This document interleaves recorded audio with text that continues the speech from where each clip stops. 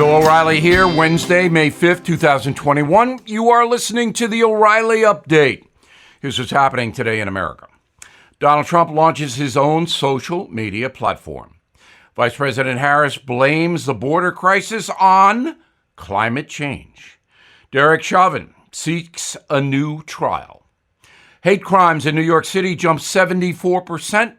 Millennials, now the unhealthiest generation. Also ahead, will President Biden follow Jimmy Carter into economic disaster? But first, President Trump unveiling his own communication platform to bypass social media bans from Facebook and Twitter. Mr. Trump was booted from those networks following the January 6th riot at the U.S. Capitol. The new website will allow the former president to post commentary, pictures, and videos without any censorship. Vice President Harris attributing the chaos taking place at the U.S.-Mexican border to global warming. According to Ms. Harris, the root cause of the migrant surge is lack of climate resilience in Central America. She blames bad weather for food insecurity, corruption, and gang violence.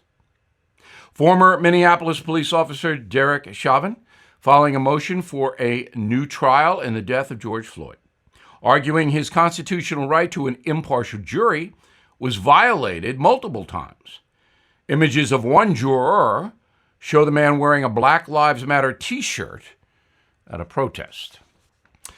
New York police reporting a 74% spike in hate crimes, arrests up 160% compared to the same period last year in Gotham.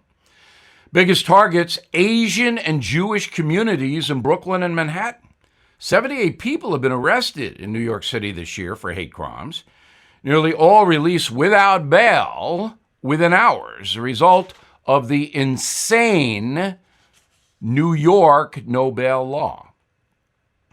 A record-setting 44% of millennials say they have at least one chronic health condition, the highest for people under 40 in U.S. history. Nearly half of Americans born between 1981 and 96 are diagnosed with a significant medical problem. Most common ailments include obesity, high blood pressure, diabetes. Up next, President Biden visits former President Jimmy Carter.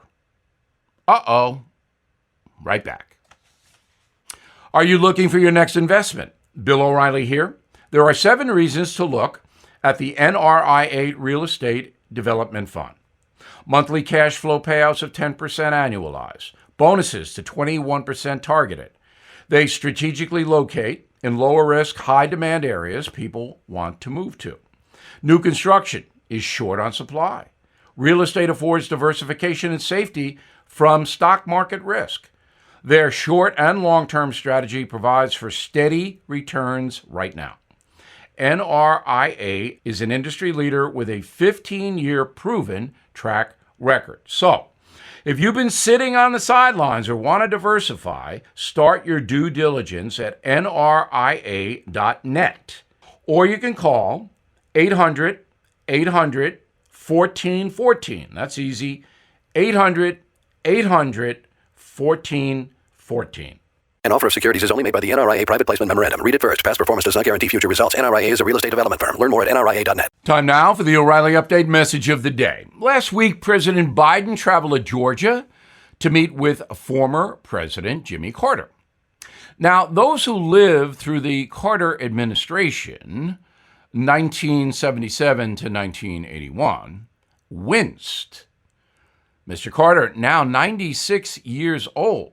He is a patriot, generous man, lots of good work with Habitat for Humanity. But Jimmy Carter was a very weak president who got trounced by Ronald Reagan. Mr. Carter served as the 39th president after defeating Gerald Ford in 1976. Ford had pardoned Richard Nixon, you may remember, for any possible Watergate crimes, and that hurt Gerald Ford. Under Carter, Arab nations formed the Organization of Petroleum Exporting Countries, better known as OPEC, to limit oil supplies to the United States. Now, that sparked the 1979 oil crisis here.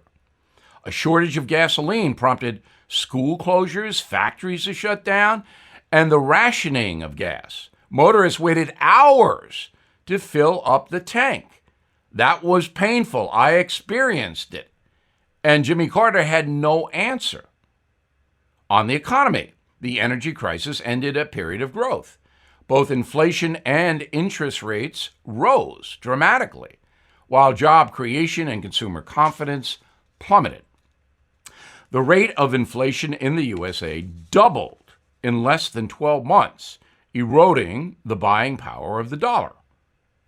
On foreign policy, the final 15 months of Carter's presidential tenure were marked by the Iranian hostage crisis. 52 Americans seized by Islamic fanatics in Tehran and held captive until the day Jimmy Carter left the White House. Now, President Carter lost the 1980 race big. Ronald Reagan won 44 states, defeated Carter 489 to 49 in the Electoral College. So, some anti-Biden folks were booing the meeting last week, mocking Joe Biden for even going down to see Jimmy Carter. Other presidents, including Bill Clinton and Barack Obama, avoided the man from Plains, Georgia. But on a humanitarian level, Joe Biden's visit was nice, in my opinion. Jimmy Carter and his wife, Rosalind, are obviously in their mid-90s, and to pay them respect was a good thing. But I hope Mr. Biden is not taking any advice on economics and foreign policy from Jimmy Carter. His administration was one of the worst in history. Carter, as I said, is a decent man, but some people are not cut out to lead the most powerful nation on earth.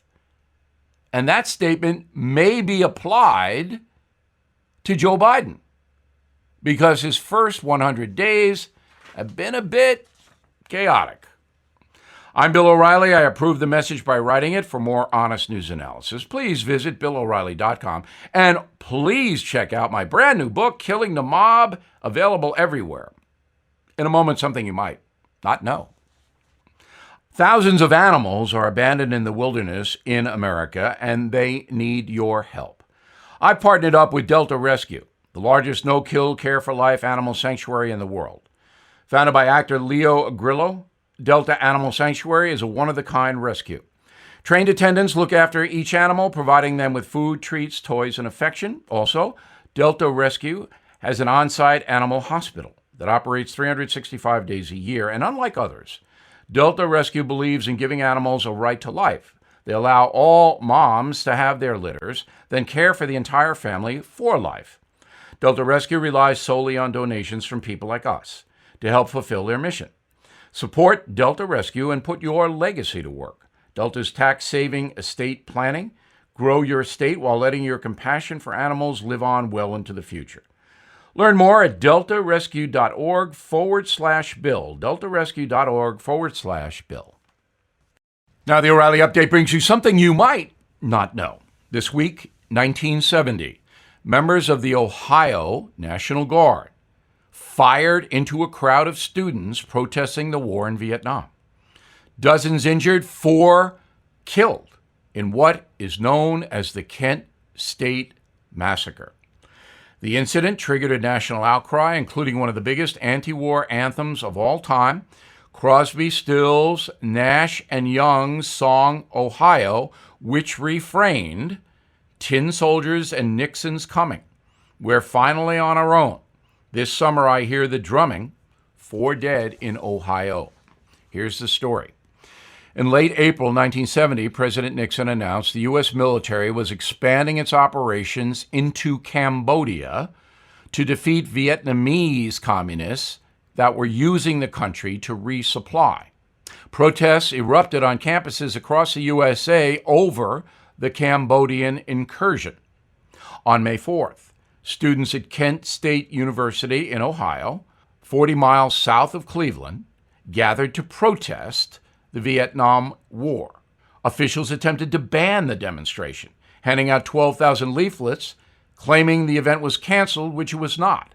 More than 2,000 people showed up.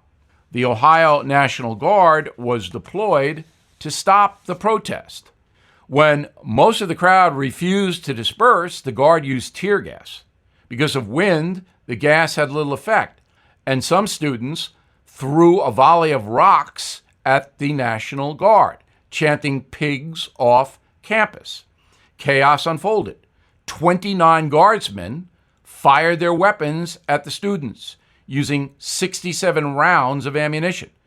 The shooting lasted 13 seconds. The incident left 4 people dead, 9 seriously wounded, nearly all under the age of 20. And here's something else you might not know. The event sparked a massive rally in Washington, D.C. 150,000 anti-war protesters descended near the White House. The scene was so dangerous, Richard Nixon was rushed to Camp David. Years later, President Nixon would cite the national outrage over the Kent State massacre as one of his biggest motivators for getting out of Vietnam. Back after this. How bad is your back, knee, or neck pain? Mine was pretty bad. I played 4 sports when I was younger, and it's catching up with me now. I tried a lot of stuff to manage the pain. Ointments, pain relievers, fish oil, nothing worked. So a doctor friend of mine recommended Omega XL, and here's why. The underlying cause of painful, achy joints and muscles is inflammation. The key to knock down inflammation before it causes damage is backed by 35 years of research, and that's what Omega XL does. The doctor also says, quote, "I can't write any prescription that comes close to what Omega XL accomplishes." She was right. So if you're suffering with painful, achy joints and muscles, stop wasting money and switch to Omega XL. Order Omega XL now and get a second bottle free. Visit OmegaXL.com/Bill, OmegaXL.com/Bill, or you can call 800-844-4888, 800-844-4888. Thank you for listening to the O'Reilly Update. I am Bill O'Reilly. No spin, just facts, and always looking out for you.